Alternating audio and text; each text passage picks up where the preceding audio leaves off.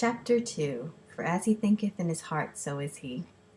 After reading this chapter, my eyes went down the page, and I read the first bullet point. It said, believing we need someone's approval.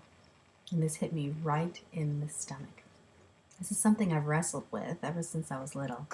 And in a child, it can make a little girl very good and obedient, but as an adult, it can make an adult very weak.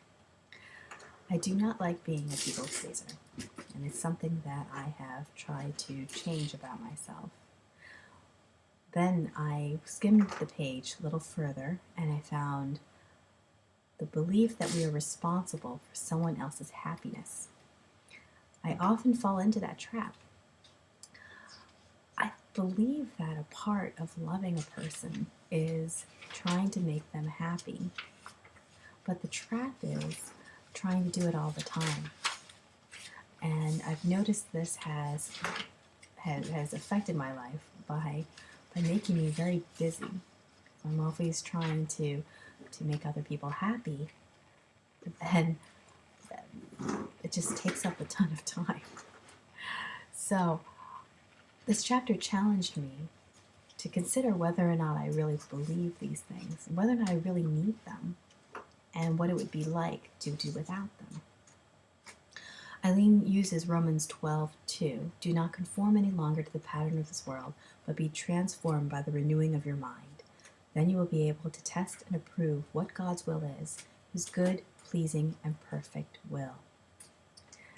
Now, instead of just deciding not to try and please anyone, or try and not make anybody happy, I decided to let God do the renewing, and I became more aware of when I was trying to seek others' approval, and when I was taking on the responsibility of making other people happy when it really wasn't my job to do so.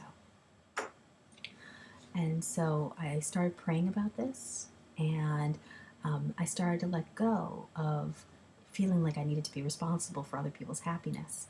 And as I did that, I found that I was carrying less guilt. And as I started making decisions, knowing that it would not be approved by others, but it was the right thing to do, I needed to go to God for strength.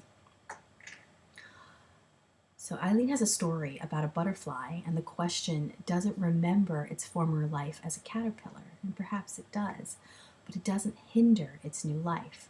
She writes, remember what you think about believes with what you believe is true. So be sure about what you believe. I've had to be more diligent about consciously making decisions and more aware of my motivations. The result is I've had to slow down.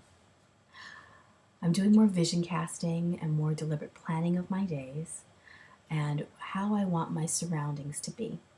And my husband has noticed that the house is a little neater, and I've noticed that I'm taking myself more seriously.